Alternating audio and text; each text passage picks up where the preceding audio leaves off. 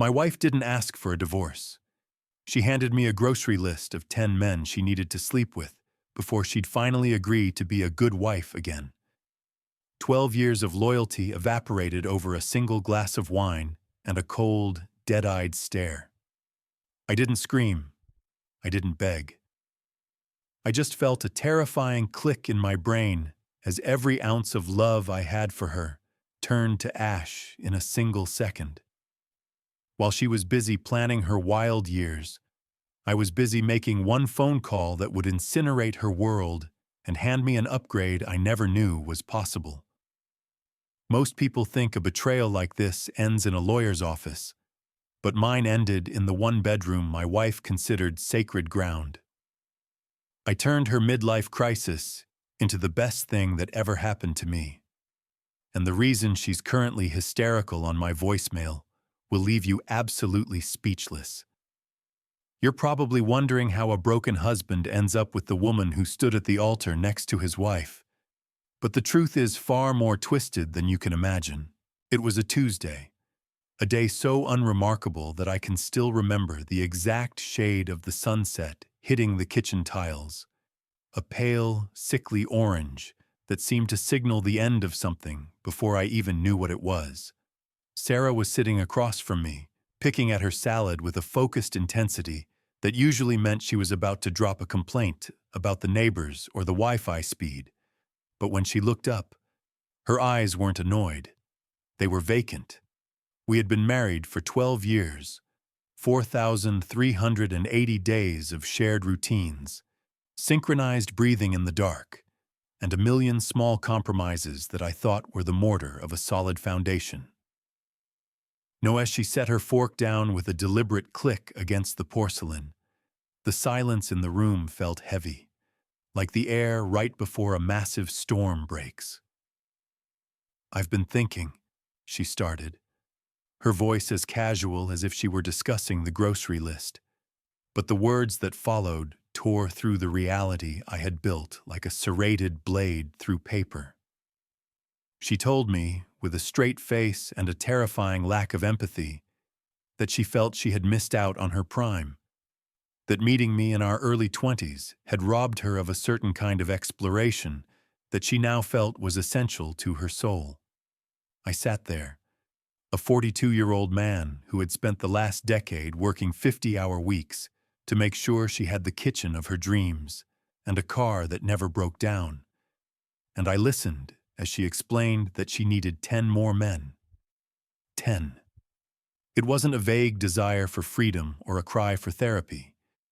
It was a numerical requirement, a literal quota she felt she had to fill before she could commit to being a good wife again. She actually used those words, a good wife, as if it were a title she could earn back after a sabbatical of betrayal. Most people think a 12-year marriage ends with a long talk, a slow drift into indifference, or an explosive argument over a hidden bank account. But mine ended with a grocery list of bodies. She told me she had it all planned out, that she didn't want to lie to me anymore, and that this was her way of being honest. The honesty felt like a physical weight on my chest, crushing the air out of my lungs while she went on about novelty and the biological urge for variety. I didn't scream. I didn't throw my glass against the wall.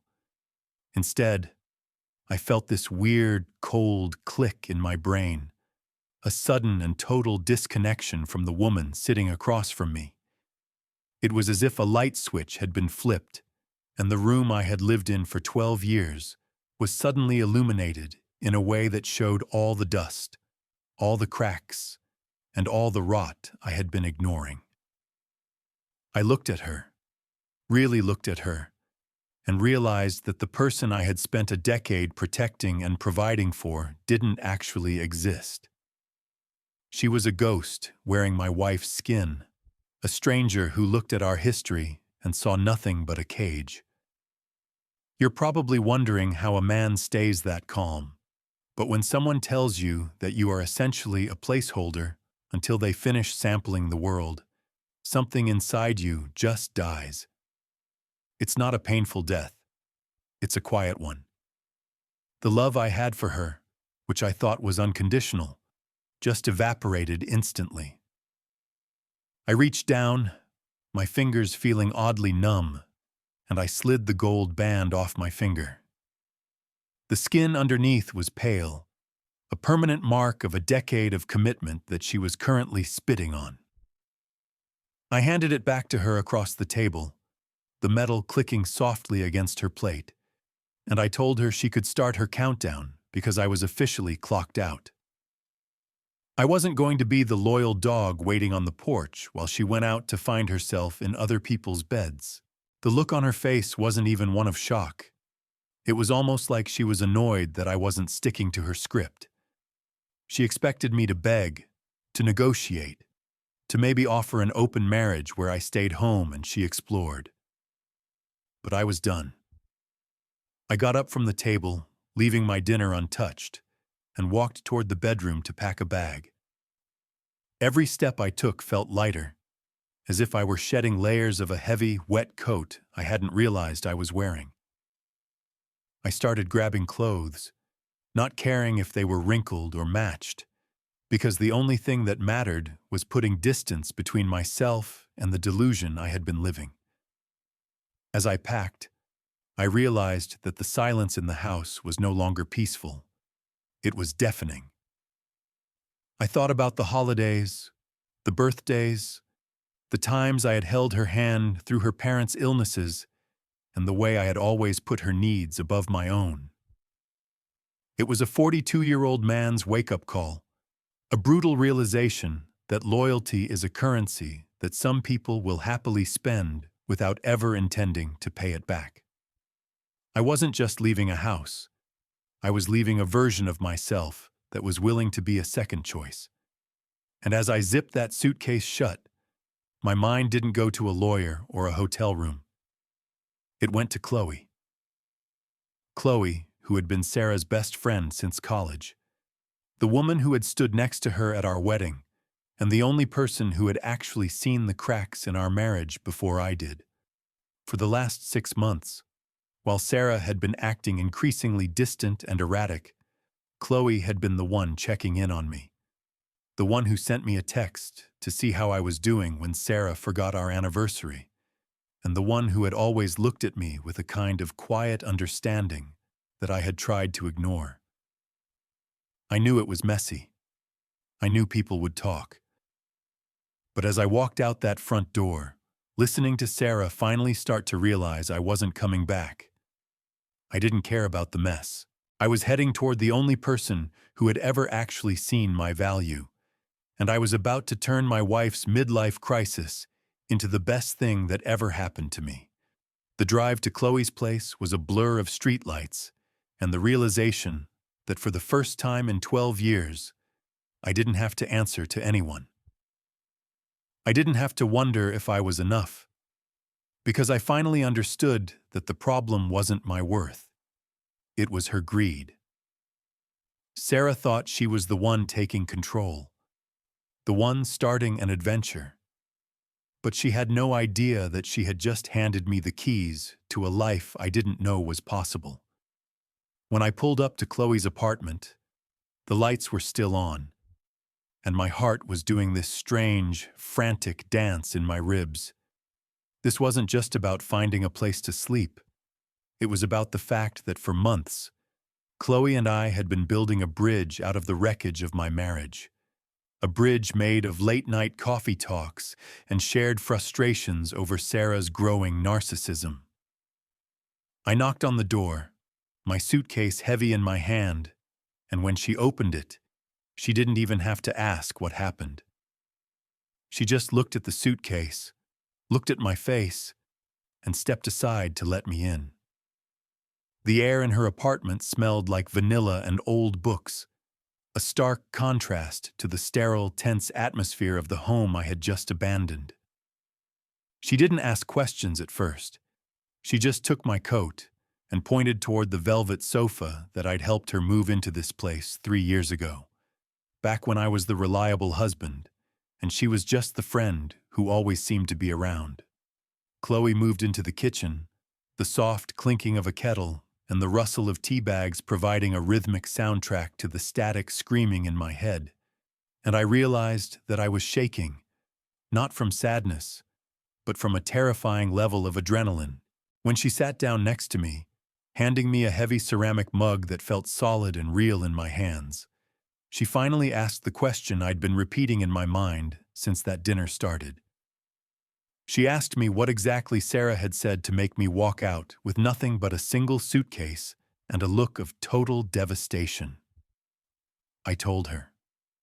I told her every single word, including the part about the 10 men and the grocery list of experiences Sarah felt she was owed by the universe. I watched Chloe's face shift from concern to a deep, simmering anger that mirrored my own, her jaw tightening as she listened to the level of entitlement her supposed best friend had displayed. Chloe had been there through everything. She'd seen the way I'd supported Sarah through her failed business ventures and her endless hobbies, and she knew better than anyone how much of myself I had sacrificed to keep that marriage afloat. Hearing it out loud made it sound even more insane, like I was describing a plot to a bad movie instead of the end of my life as I knew it. Sarah had actually told me that she'd done the math, that she felt she had reached a point where if she didn't act now, she'd spend the rest of her life wondering what else was out there. She viewed our commitment as a debt she had already paid, and now she wanted a refund in the form of other men's attention.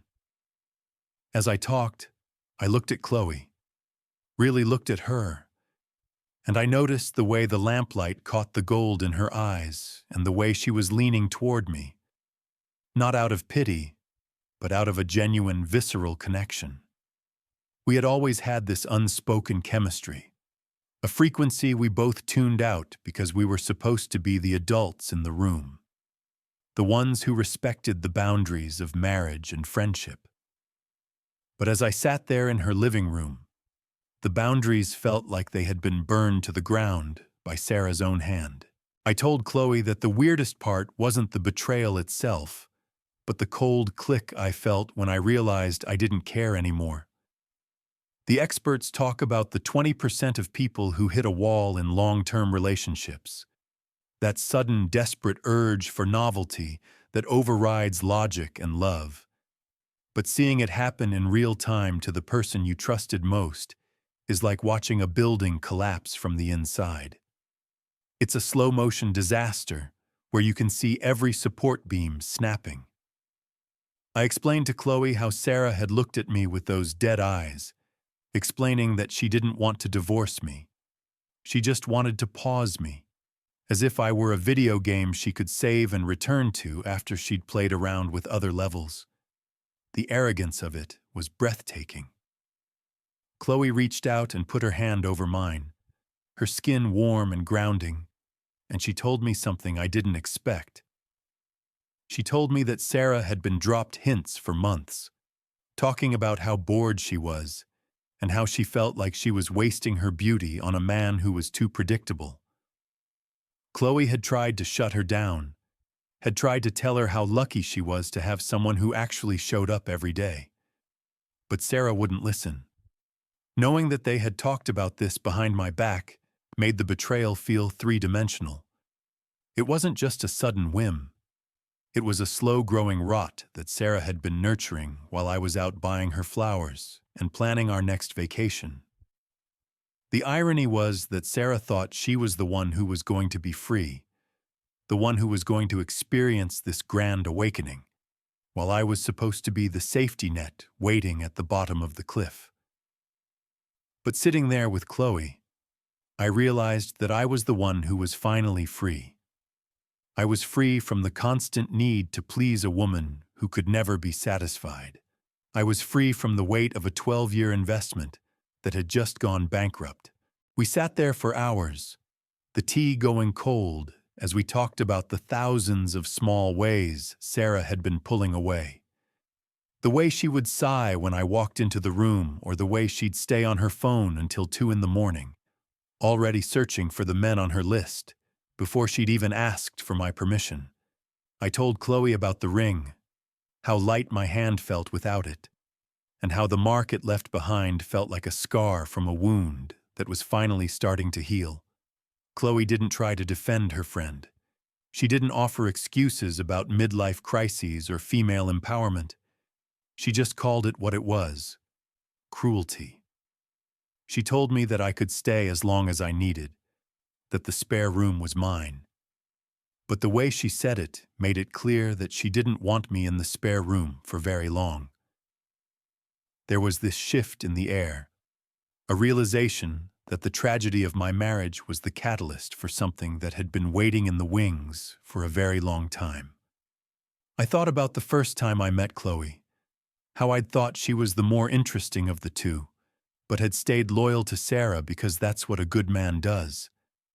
I'd spent 12 years being a good man to a woman who didn't value goodness, and now I was standing in the apartment of a woman who looked at me like I was the only person in the world who mattered. It was a dizzying, terrifying feeling of being seen for the first time in a decade. I wondered if Sarah was at home right now, sitting in our quiet kitchen, thinking she had won. I imagined her opening a bottle of wine, maybe even calling man number 1 on her list, feeling the rush of adrenaline that comes with a new betrayal. She probably thought I was in some cheap motel room, crying into a pillow and checking my phone every 5 seconds to see if she'd changed her mind. She had no idea that I hadn't just left her. I had replaced the entire foundation of my life with something stronger. As the night stretched into the early morning hours, Chloe and I didn't move from that sofa. We talked about our childhoods, our real fears, the things we had both hidden from Sarah because we knew she wouldn't understand or would find a way to make it about herself. The more we talked, the more I realized how much of myself I had shrunk just to fit into the box Sarah had built for me. I had been living a half-life, a diminished version of myself, all to keep the peace with a woman who was currently planning to replace me 10 times over. I felt this surge of power, a realization that I didn't have to be the victim in this story. Sarah had handed me a script where I was the pathetic, discarded husband. But I was currently tearing that script up and writing a new one. I looked at Chloe and told her that I didn't want this to be about revenge. I didn't want to use her to get back at Sarah. Chloe just smiled, a small, knowing smile that made my heart ache, and she told me that the best revenge wasn't dating her best friend. The best revenge was being happy enough that I forgot Sarah even existed. But we both knew that the fact that it was Chloe would be the thing that eventually broke Sarah's heart. Sarah had always been competitive with Chloe, always needing to be the prettier one, the more successful one, the one with the perfect marriage. By walking out of that house and into this apartment, I was taking away the one thing Sarah used to define her superiority. I was the prize she had thrown away, and Chloe was the one who knew exactly what I was worth. I felt a sense of clarity that I hadn't felt in years. The quiet Tuesday night had turned into the first day of the rest of my life, and while the road ahead was going to be messy and full of social fallout, for the first time since I was 30, I felt like I was exactly where I was supposed to be. I wasn't just a 42-year-old man with a failed marriage. I was a man who had finally stopped settling for crumbs. The weight of the silence in Chloe's living room was different from the silence I had lived with for years, because it wasn't empty. It was full of the things we weren't saying yet, but both understood with a clarity that was almost vibrating between us as the clock on her wall ticked toward 4 in the morning. I realized that my old life was already a ghost story, a series of memories that felt like they belonged to a stranger I had spent so much time being the provider, the rock, the steady hand, that I had forgotten what it felt like to be the one who was held. And as I looked at Chloe, I saw a reflection of a man I hadn't seen in the mirror for a decade, a man who was still capable of being wanted for who he was. Not just what he could do for someone else, I told her about the moments when I felt Sarah pulling away months ago, how she started dressing for people who weren't me, how she would stay up late staring at the blue light of her phone with a smile that never reached her eyes when I entered the room, and how I had gaslit myself into thinking I was just being insecure or that it was a phase we would grow out of. But there is no growing out of a fundamental lack of respect. Sarah didn't just want variety. She wanted to destroy the one thing that was stable in her life, just to see if she could survive the fall. It was a form of emotional arson, and she expected me to be the one to put out the fire while she stood back and watched the flames. I explained to Chloe that the grocery list of men wasn't just a betrayal of our vows. It was a betrayal of our shared humanity, because she had reduced 12 years of partnership to a mere obstacle in the way of her cheap thrills. And as I spoke, the last of the tension seemed to drain out of my shoulders, leaving behind a cold, hard resolve that I knew would never break. I wasn't just passing through Chloe's life. I was planting a flag in a new territory, and the fact that it was her best friend's territory made it feel like a cosmic alignment of justice. Sarah had always taken Chloe for granted too, using her as a sounding board for her complaints and a shadow to stand in to make herself look brighter. But in this room, the shadows were gone, and I could see that Chloe was the one who had been carrying the weight of Sarah's secrets and my ignored heart for far too long. We didn't sleep that first night. We just sat there watching the sky turn from that deep bruised purple to a soft pale gray, and I felt the world starting to wake up without me being a husband anymore. It was a strange and intoxicating feeling of invisibility, like I had been erased from one map and drawn onto another, more interesting one.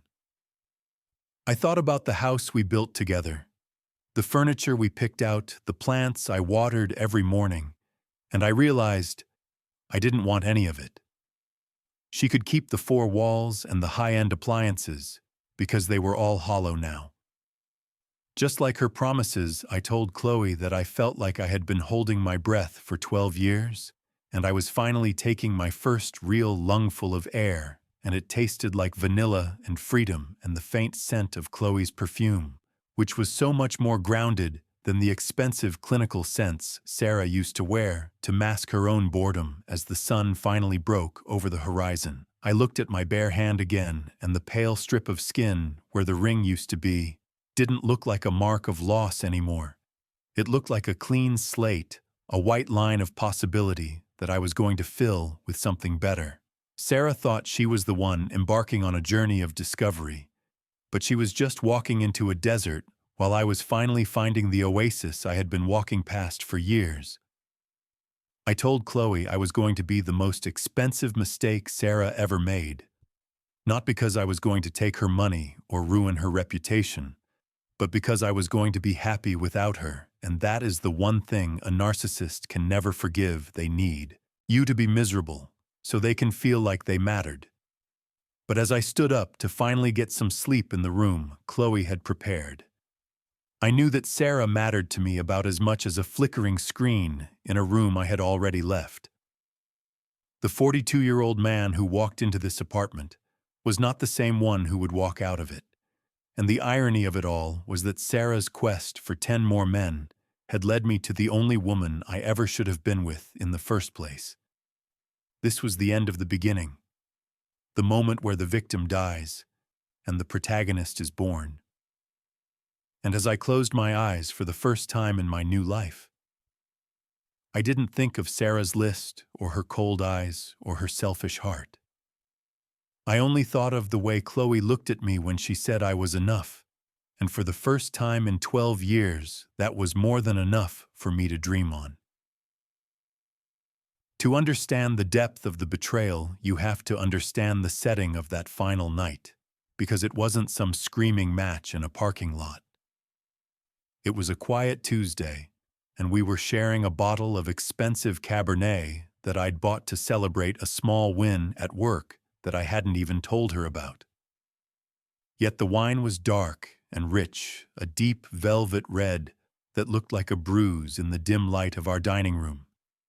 and Sarah was sitting there looking at me with a stare so empty, it felt like looking into a deep well where the water had long since dried up.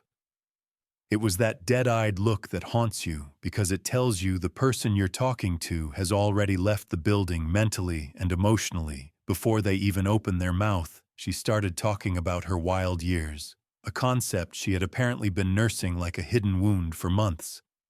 She said she felt like she'd missed out on the essential experiences of youth because we'd met so young, because we'd been so responsible, because we'd spent our 20s building a life instead of burning one down. She spoke about it as if she were a victim of a crime I had committed simply by being a good partner. She mentioned experts and studies. She'd clearly been scouring the internet for validation, and she cited this statistic that 20% of people in long-term relationships experience this sudden, desperate urge for novelty, this biological craving to see what else the world has to offer before the door closes forever. She used the word novelty as if my heart and my 12 years of devotion were just a pair of old shoes she was bored of wearing, and then she took it to a level of entitlement that I still struggle to process. She didn't just want a break. She wanted a hall pass, a literal permission slip, to go out and sleep with 10 different men. She had the number ready. 10, it was a quota. A goal, a bucket list of betrayal that she expected me to sign off on while I waited at home like a loyal dog. She explained it with this terrifying logic, saying that if she did this now, she could finally settle down and be the good wife I deserved, as if being a good wife was something you could achieve by dragging your marriage through the mud. First, I didn't scream. I didn't even feel the urge to throw the wine glass, which was surprising because usually I'm a man of deep emotions. But in that moment, I felt this weird, cold click in my brain. It was the sound of a lock turning or a bridge collapsing. It was the precise moment where all the love I had for her, which I thought was an ocean, turned into a handful of dry dust and blew away. I realized right then that the woman I'd spent a decade protecting, the woman I thought was my partner, my best friend, my soulmate, didn't actually exist. She was a fabrication, a character she had played until she got bored of the script, and the person sitting in front of me was a stranger with a greedy heart and a total lack of empathy for the man who had given her everything. I looked at her, and for the first time in 12 years, I didn't see my wife. I saw a predator disguised as a victim, and it was the most liberating realization of my life. Because if she wasn't the woman I loved, then I didn't owe her a single second more of my time. She sat there swirling the wine in her glass, waiting for my reaction, expecting me to negotiate or cry or tell her how much I needed her. But the silence just stretched out between us, becoming its own physical presence. She started talking again, filling the void with more justifications, explaining how she'd done the research and how many modern couples were finding success with these kinds of arrangements, as if our marriage was a business deal that needed a new strategy. She was so detached from the reality of what she was asking that it felt like she was reading from a script written by someone who had never actually felt love. She mentioned that she already had a few people in mind, casual acquaintances and strangers she'd met online who represented the life she never got to lead. And with every word she spoke, the image of our life together, the house, the vacations, the shared jokes, and the quiet Sunday mornings just dissolved like salt in water. I realized that while I had been busy being the rock, she had been busy looking for a way to break it. She told me that she loved me in her own way, but that her love wasn't enough to satisfy this newfound hunger for the unknown. And that's when the entitlement really started to sting, because she wasn't asking for my permission. She was informing me of her decision and framing it as a gift to our future. She truly believed that if I let her go and do this, she would come back a more complete person, and our marriage would be stronger for it. It was a level of narcissism that was almost impressive in its scope. She had convinced herself that her infidelity was a form of self-care, and that I should be supportive of her journey towards self-discovery, as she called it. I sat there watching her lips move, and I felt a profound sense of pity for her. Not because she was losing me, but because she was so fundamentally broken that she couldn't see the gold she was trading for lead. She was throwing away a decade of loyalty for 10 nights of meaningless validation from strangers who wouldn't even remember her name in a year, and the fact that she thought I would stay and watch was the ultimate insult. She had spent 12 years under my protection, and she had become so comfortable in that safety that she thought it was a permanent fixture of her life regardless of how she treated me. She thought my love was a constant, like gravity, something she didn't have to work for or respect. And in that moment, as that cold click settled into my bones, I decided to show her exactly how wrong she was. I didn't argue. I didn't try to explain why her logic was flawed, because you can't reason with someone who has already decided that your feelings don't matter. I just looked at her and told her to go ahead. I told her to start her countdown and to make sure she enjoyed every single one of those 10 men, because as of that moment, I was officially clocked out. And moving on, the look of confusion that crossed her face was almost comical. She had expected resistance. She had expected a fight, but she hadn't expected me to simply walk away without a word of protest. She started to say something about how we needed to discuss the logistics and the timeline, but I just held up a hand and silenced her. I told her that there was nothing left to discuss because the man she thought she was talking to didn't exist anymore. She had killed him the moment she turned our marriage into a transaction, and now she was left with the consequences of her own honesty. She had wanted freedom, and I was giving it to her in its purest, most terrifying form, total and absolute isolation from the man who had been her world. I got up from the table, and the air in the room felt different. It felt sharp and clean, as if the rot had finally been cleared out. I looked at the wine glass I hadn't finished, and I left it there on the table, a symbol of the celebration that never happened. I walked toward the door, and I could feel her eyes on my back, full of a sudden dawning realization that she might have miscalculated the strength of my devotion. She had thought I was a permanent part of the furniture, but she was about to find out that I was a guest who had stayed too long and was finally checking out of the hotel. The silence that followed my declaration was heavier than any argument we had ever had in 12 years, because it was the silence of a tomb where our future had just been buried without a ceremony. She actually had the audacity to look slighted, as if my refusal to be her emotional safety net was a betrayal of the very vows she was currently shredding. She asked me where I was going, and I didn't even turn around to answer, because the man who used to care about her curiosity had vanished into the cold click of that realization. I walked into our bedroom and started pulling my things from the closet that we had organized together just 3 months ago. During a weekend, we spent laughing and planning our retirement in the Pacific Northwest. It was sickening how easily those memories turned into poison, how every shared smile now looked like a calculated lie she'd been telling, to keep me compliant until she was ready to discard me. She followed me into the room, leaning against the doorframe with that same entitled posture, explaining that she didn't understand why I was being so dramatic when she was just trying to be transparent and save our marriage. She really believed that by giving me a front-row seat to her infidelity, she was being the bigger person. The level of psychological gymnastics required to turn a series of affairs into a marital rescue mission was staggering, and it made me realize that I hadn't just been living with a woman, I'd been living with a stranger who had mastered the art of manipulation.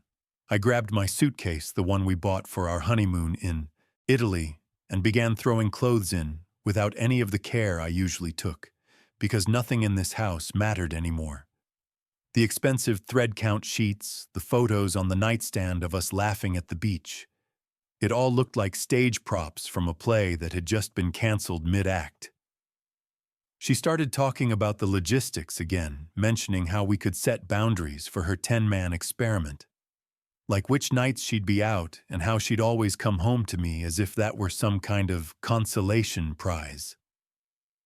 I stopped packing for a second and looked at her, and the emptiness in my chest was so profound it was almost peaceful. I told her that she could have the house, she could have the car, and she could have her 10 men, but she was never going to have my respect or my presence ever again. The look of genuine shock on her face proved that she really thought I was her property, something she could put on a shelf and take down whenever she felt like being a good wife again. She started to cry then, but they weren't the tears of someone who was sorry for hurting their partner. They were the tears of a child who had just been told they couldn't have their cake and eat it too. She called me selfish for not understanding her needs, for not being evolved enough to handle a modern relationship. But the more she talked, the more I felt like I was waking up from a long fever dream. The statistics she quoted about novelty and the 20% of people who stray felt like a pathetic shield she was using to hide her own lack of character. I realized that real novelty isn't found in a revolving door of strangers, it's found in building a life with someone who actually values you. But Sarah was too shallow to ever understand that she wanted the thrill of the chase without the risk of the fall, and she expected me to be the one to catch her every single time. Well, not this time.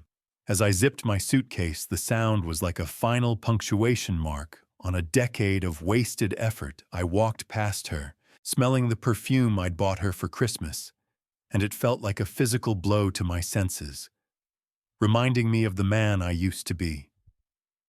The man who would have done anything to see her smile. That man was dead. And the 42-year-old standing in the hallway was someone entirely different. Someone who was finally ready to stop shrinking himself to fit into her narrow world.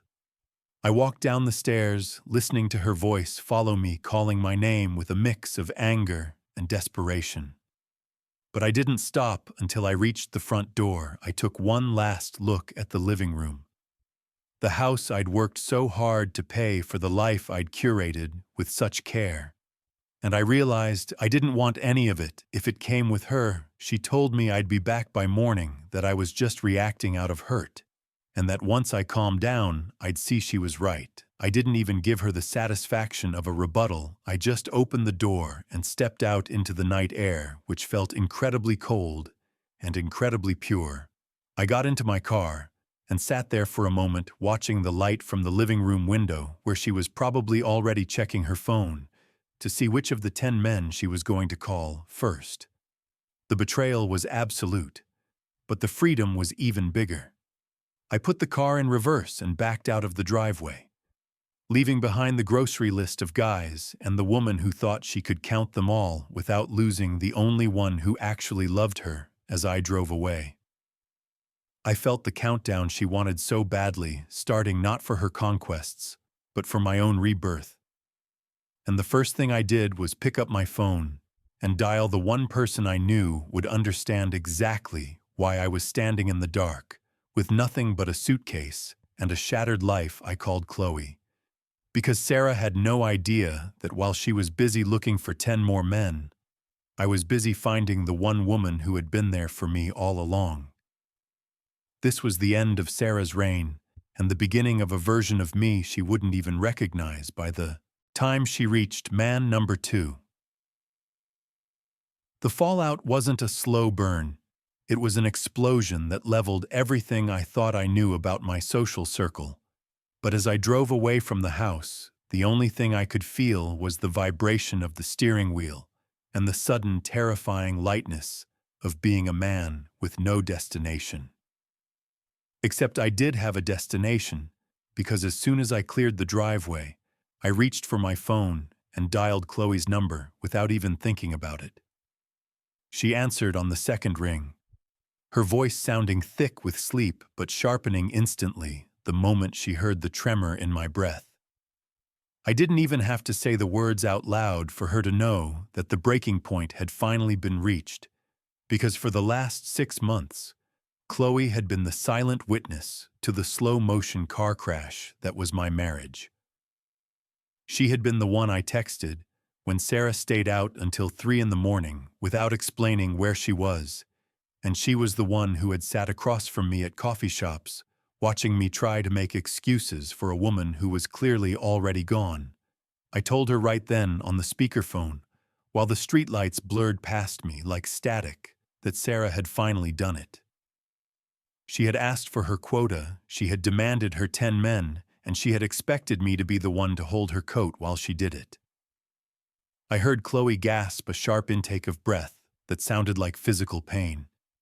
And then she said the words that changed the trajectory of my entire life. She told me to come over. She didn't offer a guest room or a polite suggestion to find a hotel. She just said, "Come here, Jack, just come here." And when I heard her say my name, it felt like a tether snapping me back to reality. I realized in that moment that we had always had this unspoken chemistry, this subterranean current of attraction that we had both buried under layers of politeness and respect for the institution of marriage. But Sarah had just taken a sledgehammer to that institution, and the respect was gone. It wasn't just gone, it was incinerated. Chloe told me she was disgusted, not just by the request, but by the sheer calculations Sarah had shown, treating me like a backup plan, like a piece of equipment she could put in storage while she went out to play. And as I drove toward Chloe's apartment, I started thinking about all the times I'd seen Chloe looking at me when Sarah wasn't paying attention. Those small moments at dinner parties where our eyes would linger a second too long, or the way she would always remember how I liked my coffee when my own wife couldn't even remember my middle name. Sometimes I had ignored it because I believed in loyalty. I believed in the vows I had made to a woman who apparently viewed them as a loose suggestion. But now, as the city skyline flickered in my rearview mirror, I realized that the loyalty I had been so proud of was just a prison I had built for myself. When I pulled up to Chloe's building, my heart was hammering against my ribs so hard I thought it might actually break through the skin. I wasn't looking for revenge. I truly wasn't. I was just looking for a place where I didn't feel like a discarded object. But as I stepped out of the car and saw Chloe standing in the lobby entrance, her hair a mess and her eyes wide with a mix of fury and compassion, I realized I had been starving. I had been wandering in an emotional desert for so long that I didn't even recognize what water looked like, until I saw it in her expression. She didn't wait for me to reach the door. She ran out to the sidewalk and pulled me into a hug that felt like it was stitching my soul back together. She smelled like lavender and real life. Not the cold, expensive, clinical scent Sarah always wore. And as I stood there on a public sidewalk at midnight with my suitcase at my feet, I felt a wave of relief so powerful it made my knees weak. She pulled back and looked at me, her face etched with a kind of fierce protection that I had never once felt from Sarah in 12 years of marriage. Chloe looked at me like I was a treasure that had been left out in the rain, and in that second, I knew that Sarah had made the biggest mistake of her life. She thought I would be sitting at home like a loyal dog counting the days on a calendar, waiting for her to finish her little experiment of self-discovery. But she had no idea that she had just accidentally pushed me into the arms of the one woman who actually knew what to do with a man's heart. We went upstairs, and the air in her apartment felt different. It felt solid. It felt safe. We sat on her kitchen island, and I told her the whole story, the grocery list, the dead eyes, the 20% statistic, the way Sarah had looked at me like I was an obstacle to her happiness, and Chloe just listened. Her hands clenched into fists on the granite countertop. She told me that Sarah had been talking about this for a long time, but that she never thought she'd actually have the nerve to say it to my face. Chloe said that Sarah had lost her mind, that she had become so consumed by her own reflection that she couldn't see the man standing right in front of her, and then she looked at me and said something that I'll never forget. She said, "Jack, you are the kind of man women dream of finding, and she just treated you like a chore." I felt a lump form in my throat because for 12 years I had been told in 1,000 subtle ways that I was never quite enough, that I was too boring, too steady, too predictable. Sarah wanted fire and novelty, but as I looked at Chloe, I realized that she wanted the steady hand. She wanted the man who showed up. She wanted the loyalty that Sarah was currently throwing into the trash, like a used wrapper. The chemistry we had ignored for years was suddenly right there in the room, an electric presence that made it hard to breathe. We were both adults. We both knew what this was, but there was no guilt anymore because Sarah had revoked the rules. She had torn up the contract and left us standing in the wreckage with a blank slate. I realized then that Sarah's entitlement wasn't just about her desire for other men. It was about her belief that she was the only one in the relationship with options. She thought she was the protagonist, and I was just a supporting character who stayed in the background until the script called for me again. But as Chloe reached across the counter and took my hand, I felt like the lead for the first time in my life. I wasn't just the husband who paid the bills and fixed the sink. I was a man who was being seen for his worth. Sarah thought she was starting a countdown to her return, but she was actually starting a countdown to her own obsolescence. I stayed at Chloe's that night, and we didn't sleep. We just talked about the life we had both been living in, the shadow of Sarah's ego.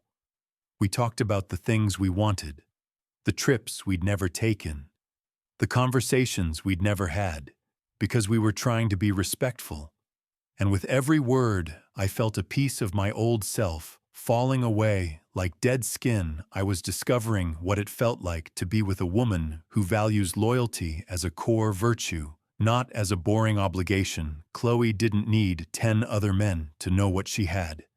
She just needed the one man who was brave enough to walk away from a lie. And as the sun started to peek through the blinds of her apartment, I looked at her and realized that the worst thing that ever happened to me had just turned into the best thing. I couldn't wait for Sarah to find out that while she was out hunting for her 10 conquests, she had already lost the only war that mattered. She had lost me, and she had lost the only person who actually cared about her soul, because Chloe was done with her too. "You don't do that to a man like Jack," Chloe whispered, and the way she said my name made me feel like I was finally home. The transition from the life I had known to the life I was currently stepping into felt like walking out of a cold, dark room into the first light of a spring morning.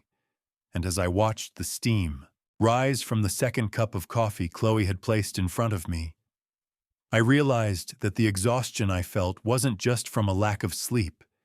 It was the cumulative weight of 12 years of being someone's second choice. Sarah had always treated my presence as a given, a background noise that she could tune out whenever she found something more interesting to focus on. But Chloe was different. She was present in a way that felt almost overwhelming. Her eyes never left mine when I was speaking, and she didn't check her phone once while I was pouring my heart out on her kitchen counter. We started talking about the way Sarah had shifted over the last few years, how her demands for attention had grown into this bottomless pit that no amount of devotion could ever fill. Chloe admitted that she had watched from the sidelines for months, feeling a growing sense of dread every time Sarah would brag about how she had me wrapped around her finger and how she could do whatever she wanted because I was too loyal to ever leave it. Was a sickening revelation to realize that my greatest strength, my commitment, had been viewed by the woman I loved as my greatest weakness. Chloe told me about the countless times she had tried to steer Sarah back toward our marriage, only to be met with eye rolls and comments about how boring and safe I was. but as Chloe said the word safe, she reached out and brushed her fingers against my forearm, and I felt a jolt of electricity that made my breath hitch in my throat. She told me that safe is what you want when the world is chaotic, and that being a steady man isn't a flaw, it's a superpower. She said that Sarah was too broken to see that she was throwing away a diamond.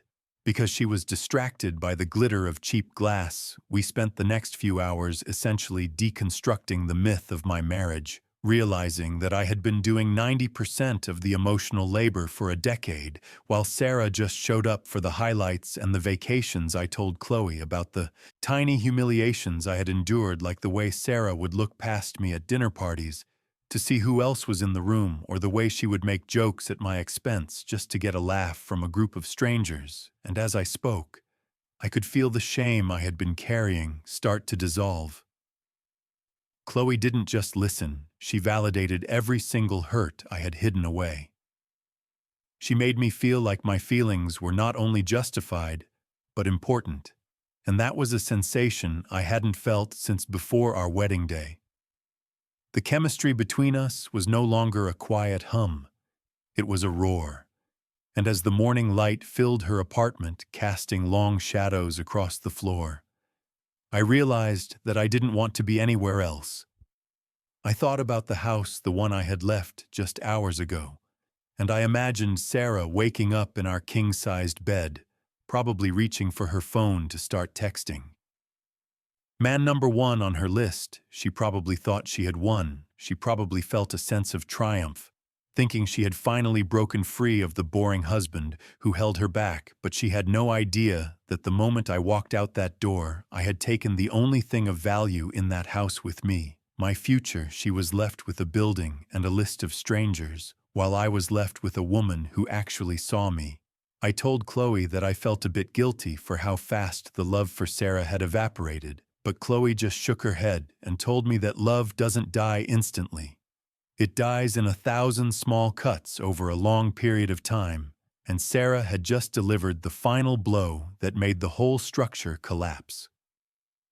She said I wasn't heartless, I was just finally awake, and she was right. I felt more awake in that moment than I had in years.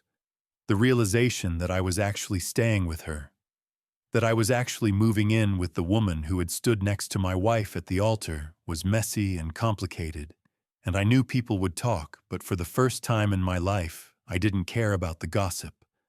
I only cared about the way Chloe looked at me, like I was a hero instead of a victim. She started talking about the future, not in a way that felt rushed, but in a way that felt like we were finally acknowledging a path that had been there all along. She mentioned a trip we should take to the coast, a place Sarah always hated, because there were no crowds to perform for. And she talked about how we could spend our Sundays reading and just being together without the constant pressure of Sarah's need for drama and excitement. I realized that I had been starving for a quiet life, with a woman who didn't need a constant audience. Chloe was the upgrade I didn't even know I was allowed to have, and the fact that she was Sarah's best friend made the whole situation feel like a cosmic joke, where I finally got the punchline. Sarah had spent years trying to be the center of Chloe's world, but in the end, Chloe was the one who chose me. She chose the man Sarah had discarded, and as we sat there in the quiet of the morning, I knew that the fallout was only just beginning. Sarah was going to wake up and realize that the loyal dog wasn't on the porch anymore. She was going to realize that her best friend wasn't answering her calls because she was busy holding the hand of the man Sarah thought she owned, and that realization was going to be more painful for her than anything I could have ever said during an argument. The best revenge wasn't a fight. It was being happy with the person she least expected. And as I looked at my suitcase standing in the corner of Chloe's living room, I didn't see a sign of loss. I saw a sign of a new beginning, a beginning where I didn't have to shrink myself for anyone ever again. The morning sun was fully up now, flooding the kitchen with a brightness that felt almost aggressive after the years of emotional shadows I'd been living in. and as Chloe reached across the island to refill my cup, her sleeve pushed back, revealing the small silver bracelet I had bought her for her birthday 3 years ago, because Sarah had forgotten it, and I couldn't stand the thought of her having nothing to open. Seeing her still wearing it, even after all this time, was like a punch to the gut. A reminder that while I was busy trying to save a sinking ship, Chloe was the one actually keeping me afloat. We didn't have to say anything. The silence was thick with the weight of 12 years of suppressed feelings and the sudden explosive reality that the person who stood between us was finally gone. Sarah had thought she was the one holding all the cards.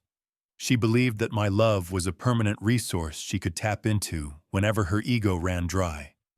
But sitting here in this quiet apartment, I realized I was done being a resource. I was ready to be a partner. She had this image of me sitting in our dark living room, staring at my phone, waiting for a text or a sign that she was done with.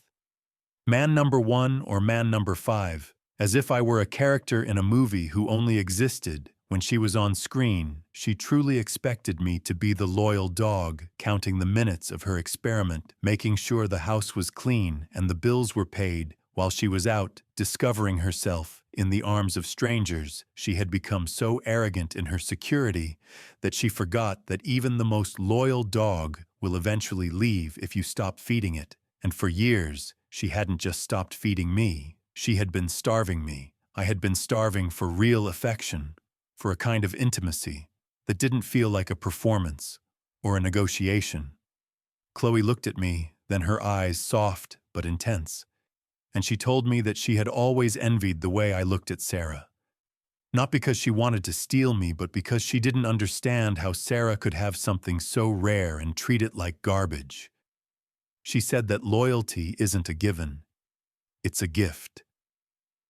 And Sarah had just thrown it into the fireplace to see how bright the sparks would fly. The irony was almost poetic. Sarah had wanted novelty. She had wanted the thrill of the unknown, and she was about to get it in the most brutal way possible, because she was going to come home to a house that was no longer a home and a husband who no longer existed. She had no idea that her best friend was currently the one giving me the peace she had spent a decade stealing from me. We decided then that I wouldn't go back for the rest of my things. For a few days, I'd let her sit in the silence. I'd let her start her list and find out exactly how cold the world is when you don't have a rock to stand on. Chloe said I could borrow whatever I needed, and that she'd stand between me and Sarah if she tried to come here and cause a scene. But we both knew Sarah wouldn't cause a scene yet. She was too caught up in the high of her own perceived power. She was probably out right now, feeling like the queen of the world, not realizing her kingdom had already vanished as I watched Chloe move around her apartment. I felt a sense of belonging that I hadn't felt since the early days of my marriage, before Sarah's ego became the third person in our relationship. This wasn't about revenge on Sarah, although I knew it would destroy her to know I was here. This was about the profound relief of finally being with a woman who actually values loyalty as a strength rather than a weakness. For the first time in my adult life, I wasn't waiting for the other shoe to drop. I wasn't wondering if I was doing enough or being enough, because in Chloe's eyes, I was already everything Sarah thought she was leaving me behind. But she had actually just opened the door and let me walk into a version of life I didn't know was possible. A life where I didn't have to beg for a scrap of attention or compete with a grocery list of potential replacements. I was the priority now. And as I leaned back against the counter, feeling the warmth of the sun on my neck, I realized that Sarah's midlife crisis was the best thing that ever happened to me, because it led me to the woman who would never ask for 10 more men because she knew that one good man was all she ever needed. The transition was complete, and as I looked at my suitcase standing by the door, I knew it was never going back to that house again. I was home, and the fallout was going to be glorious. The first few weeks of my new life felt like waking up from a decade-long coma, where the only thing I had known was a restricted diet of someone else's expectations and a constant atmospheric pressure to be smaller than I actually was. And it wasn't long before the news filtered back through our social grapevine, because in a town where everyone knows your business secrets have the shelf life of an open gallon of milk in the summer sun, Sarah had spent those first few weeks in a manic haze of self-congratulation, telling anyone who would listen that she was finally living her truth and that she had been brave enough to demand the novelty she deserved. But the moment she found out I wasn't moping in some dingy studio apartment or crying into a beer at a local dive bar, her version of the truth started to crumble around the edges. She had built this mental image of me as a broken man sitting in the dark, counting the hours until her experiment was over, and she would graciously allow me back into her bed. But the reality that I was staying at Chloe's place, that I was waking up in the guest room of her best friend and drinking coffee on a balcony she had visited 100 times, hit her like a physical blow, and suddenly her freedom started tasting like ashes in her mouth because the power dynamic had shifted without her permission. Studies show that revenge dating usually doesn't work because it's built on a foundation of spite rather than genuine connection. But what Sarah didn't understand was that this didn't feel like revenge at all. It felt like a massive upgrade to a version of life I didn't even know was possible for me. I wasn't dating Chloe to get back at Sarah.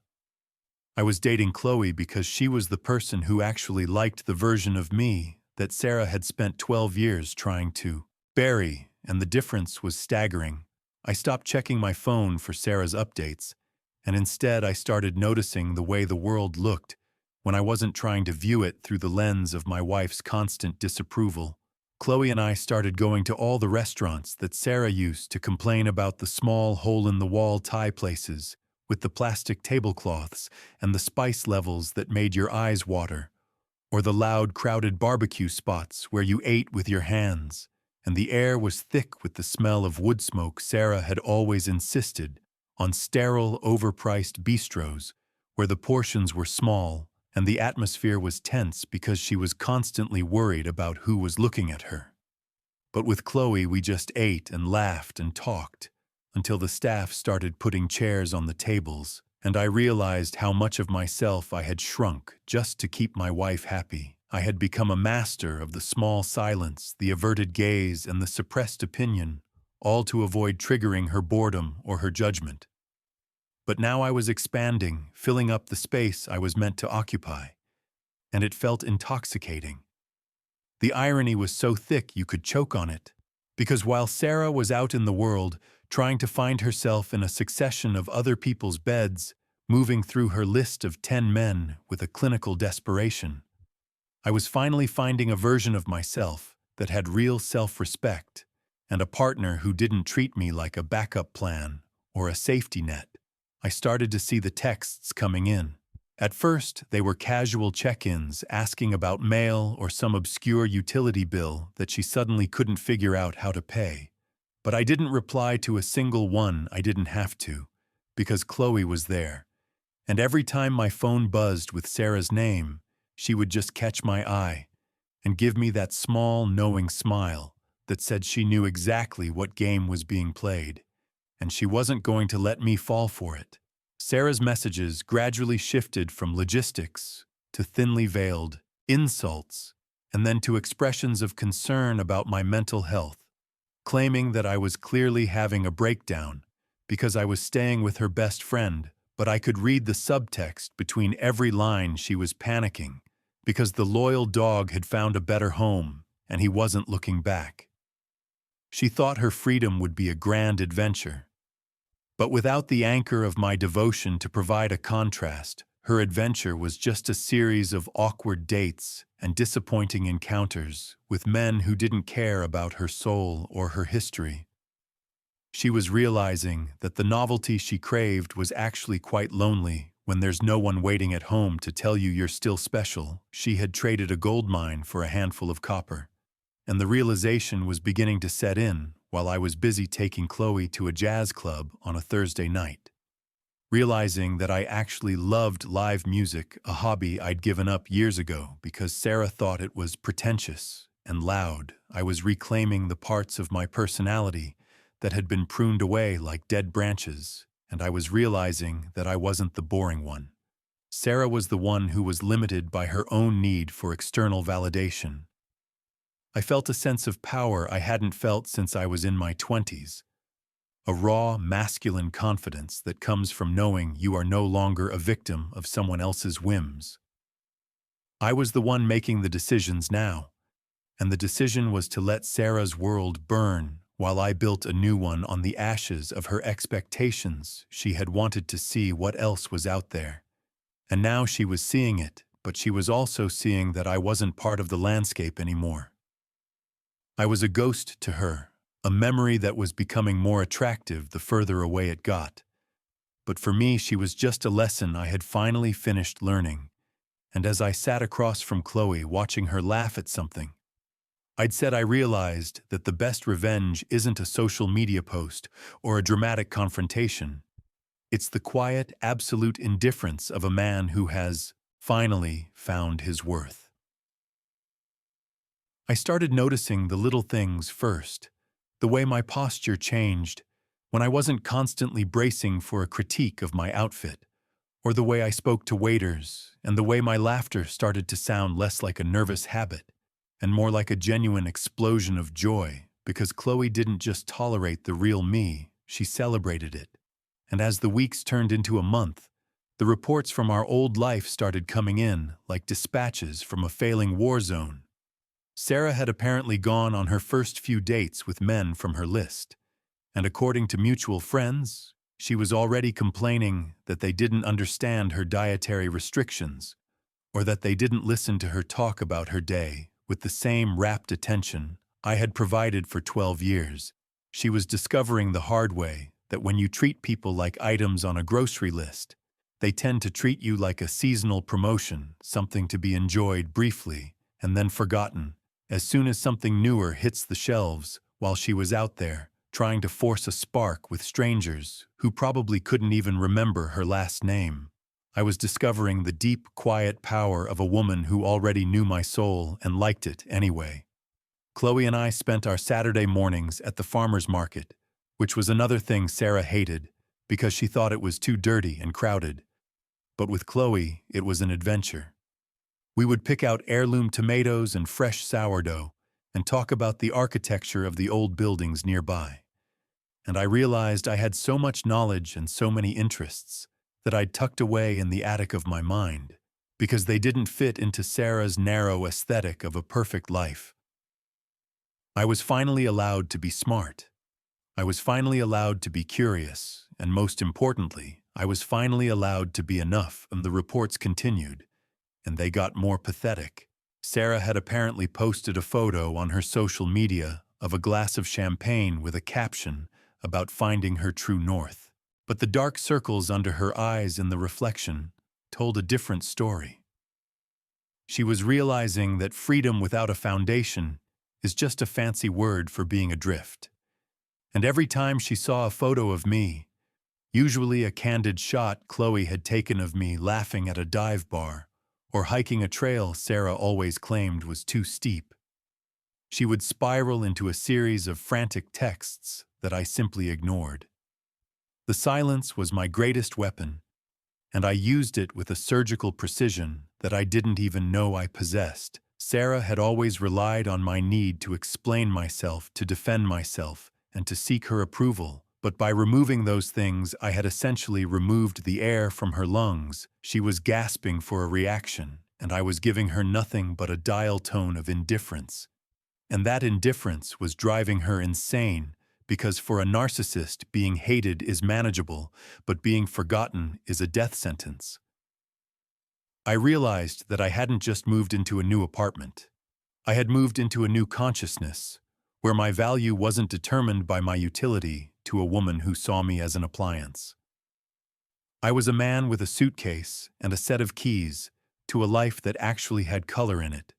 And as Sarah's list of men started to feel more like a list of chores, her messages became more desperate.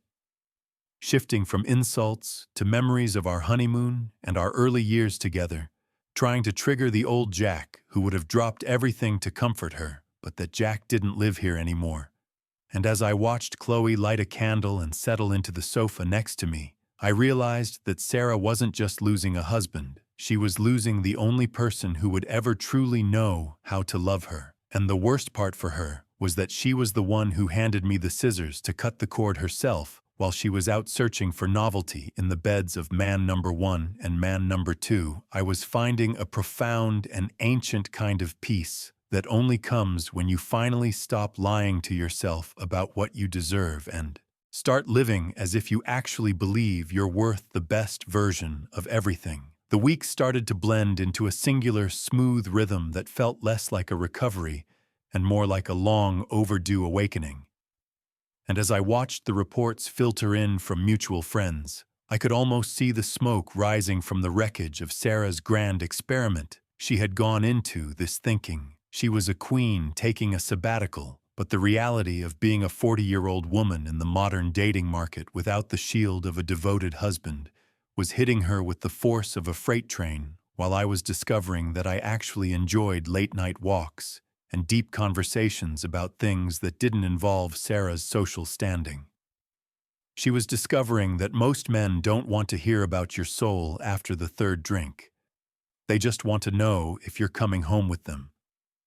The irony was almost too much to handle because she had framed her betrayal as a quest for self-discovery. But the only thing she was discovering was how replaceable she felt when she wasn't the center of my universe. I spent my evenings with Chloe in a state of constant revelation, realizing that I hadn't been a husband for the last 3 years. I had been an assistant, a therapist, and a scapegoat. But with Chloe, I was just Jack. And that was more than enough. She would watch me fix a leaking faucet or cook a meal, and she would look at me with a quiet pride that made me feel 10 feet tall instead of the constant feeling of being a disappointment that Sarah had cultivated so carefully. Sarah's texts were becoming a digital graveyard of her ego, starting with demands for the lawn to be mowed, and ending with pathetic attempts to remind me of the time we bought our first dog, as if the memory of a dead golden retriever could somehow erase the fact that she had requested a literal roster of men to replace me. I didn't respond because I realized that every time you engage with a narcissist, you give them a drop of the blood. They need to keep their delusion alive, and I was officially out of blood to give the version of me that had shrunk to fit into her narrow world, had been discarded along with my wedding ring, and in its place was a man who actually respected himself enough to walk away from a bad deal. I took Chloe to that little Italian place on the corner, the one where the owner speaks no English and the wine comes in carafes without labels. Sarah would have hated it. She would have spent the whole night complaining about the lack of a proper wine list and the noise level. But Chloe and I spent 3 hours there just talking about the future, not as a scary, abstract concept, but as a series of choices we were finally allowed to make for ourselves. I realized then that while Sarah was out trying to find herself in other people's beds, she was actually just losing the only person who would have ever truly searched for her. I was finding a version of myself that didn't need a hall pass to feel alive. Because I was finally alive in my own skin, I saw a photo of her at a club with man number 2, a guy who looked like he spent more time on his hair than his career. And instead of feeling the familiar sting of jealousy, I just felt a profound sense of relief that he was her problem. Now she looked exhausted in the strobe light, a woman trying to convince herself she was having the time of her life, while her real life was sitting in a quiet apartment, with her best friend laughing about a movie she'd never bother to watch. The contrast was the ultimate upgrade, and as the weeks turned into a month, I realized that the freedom she wanted had become her prison, while the cage she thought she was escaping had actually been the only thing keeping her sane. She had traded a rock for a handful of sand, and she was finally starting to feel it slip through her fingers. I wasn't her backup plan anymore. I wasn't the guy waiting in the wings, and the realization that I was truly gone was starting to turn her freedom into a nightmare of her own making. And the best part was that I didn't even have to do anything to make it happen. I just had to exist and be happy. And that was the one thing she couldn't handle. Everything came to a head last night in the heavy silence of the 2 a.m. darkness, when the world usually feels like it's holding its breath.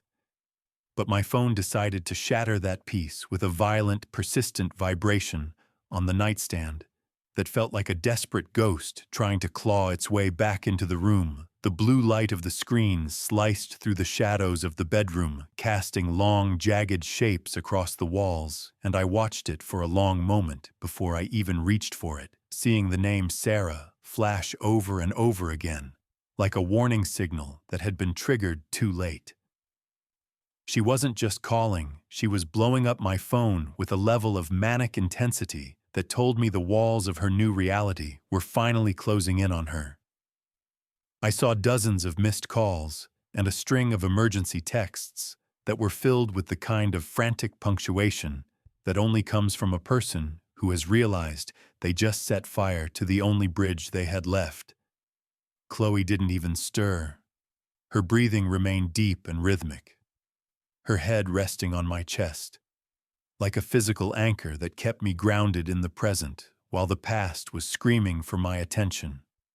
On the nightstand, I picked up the device and felt the heat of it in my hand, a physical manifestation of Sarah's spiraling ego, and I saw the notification for a voicemail, a 3-minute-long recording that I knew would be the final chapter of a story I had already finished reading.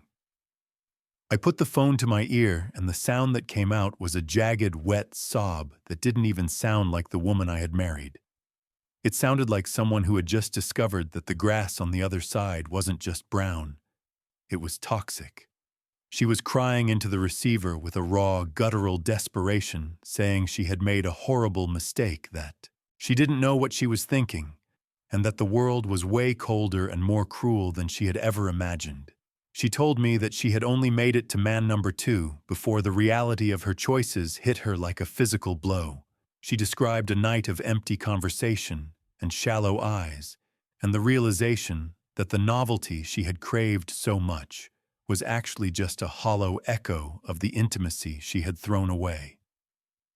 She said that being with someone who didn't know her history, who didn't care about her fears or her dreams, made her feel more alone than she had ever felt in her life, and she was begging me to come home. She actually used the word home as if the house I had walked out of still belonged to us, as if the 12 years she had treated like a burden were suddenly the only thing she wanted back. She said she wanted to come home to the boring husband and the predictable life, because the alternative was a void she wasn't strong enough to cross. I listened to the entire message feeling this strange clinical detachment, as if I were a doctor examining a patient who had ignored every warning and was now surprised by the diagnosis. I felt absolutely nothing but a slight bit of annoyance that she had woken us up, because every word she spoke was about her own pain and her own regret. She wasn't crying because she had hurt me, she was crying because she was hurting herself, and the realization of her own replaceability was more than her narcissism could handle. She thought she was the one with the power, but as I sat there in the dark, I realized she was just a person who had traded a diamond for a handful of gravel, and was now shocked that her hands were bleeding. She mentioned man number 2 again, describing how he had looked at her like she was just a number on a list, which was the ultimate irony, since that was exactly how she had treated me. She was begging for the old Jack to come back for the man who would have dropped everything to fix her problems and dry her tears, but that man had died in the cold click of that Tuesday night dinner.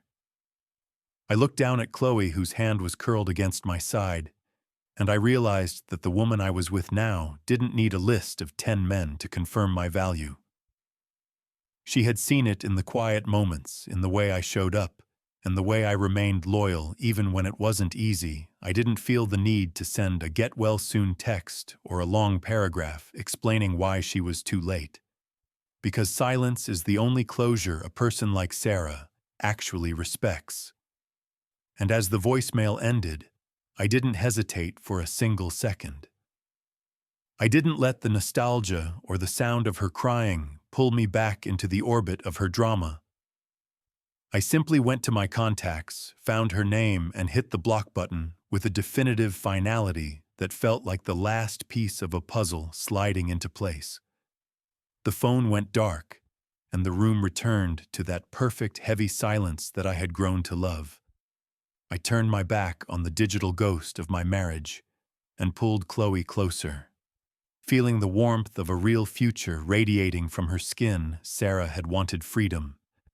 And I had finally given it to her in its purest form, the freedom of being completely and utterly forgotten, while I stayed occupied with the woman who knew that one good man was worth more than 1,000 temporary ghosts. The sun began to creep over the horizon, casting a pale, thin light across the room that made the shadows of my old life finally dissolve into the reality of my new one. And as I sat there watching the dust motes dance in the air, I realized that the woman sobbing in my voicemail was a stranger I no longer had any obligation to save or even acknowledge. She had talked about the world being cold. But what she really meant was that the world didn't care about her ego the way I had for 12 years. She was experiencing the silence of a universe that doesn't provide a standing ovation for betrayal, and the weight of that silence was crushing her. While for me it was the most peaceful sound I had ever heard. I looked at my phone one last time, seeing the red notification light still blinking like a dying star, and I felt a wave of clarity so profound it was almost spiritual. Sarah thought she was the protagonist of a grand romantic tragedy, where she would eventually find her way back to the man she had discarded. But she didn't realize that I had already changed the genre of my life to a success story that didn't include her.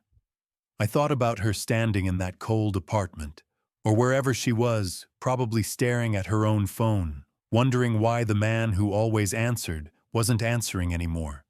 And the realization that she had finally reached the limit of my patience was a lesson she was going to have to learn in the dark.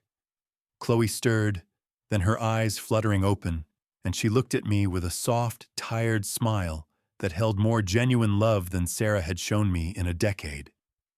She didn't ask if I had been on my phone. She didn't ask who called. She just reached out and took my hand, pulling me back down into the warmth of the bed. And in that moment, the 30 missed calls and the desperate texts felt like they belonged to a different century. I realized that the best revenge wasn't a clever comeback or a public shaming. It was the fact that I was so occupied with a woman who actually valued me that I didn't even have the energy to be angry at the one who didn't. Sarah had wanted 10 more men to feel like she was enough, but I only needed this one moment to know that I was more than enough. And as I closed my eyes and let the sound of Chloe's breathing fill my world, I knew that the version of me who would have cared about Sarah's tears was gone forever, replaced by a man who knew exactly what he was worth and who was far too busy living his best life to ever look back at the wreckage she had made of hers. Because when you finally find the person who doesn't treat loyalty like a cage, you realize that the only person who was ever truly trapped was the one who thought they needed more than the world had already given them. So I just turned off the ringer, pulled the covers up, and leaned into the only future that actually mattered, leaving the woman who wanted 10 more men to realize that she had already lost the only one who would have stayed for a lifetime. And that was the last time I ever thought about Sarah, because some stories don't need a happy ending for everyone. They just need a final page turned by the person who was brave enough to stop reading and start writing something new.